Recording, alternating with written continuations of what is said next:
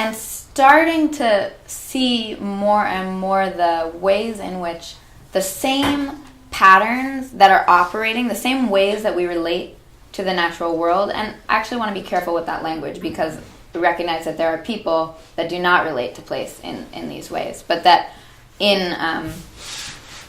that much of the kind of dominant culture that I grew up within and that I think many of us have grown up within relates to land in an extractive and exploitive way, and we live in a human supremacist system, and watching the distortion of relationships. There's a way in which I'm starting to think and speak more about what I call or what are termed systems of oppression, as it's really a distortion of relationship, a distortion of healthy relationship on all levels. That there's systems that remove us from our capacity to inhabit health in our relationships on all levels, and starting to feel more and more like, whoa, the same ways that we are relating to land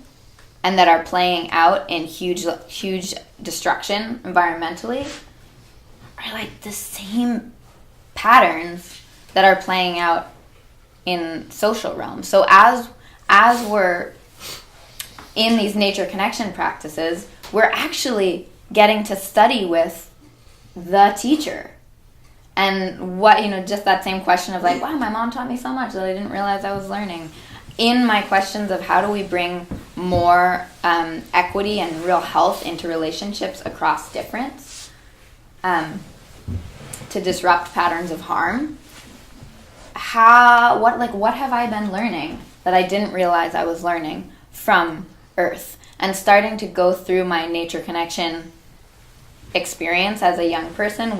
through that lens of how does this actually equip me to be able to inhabit healthy relationships across difference? What is needed in building healthy relationships across difference?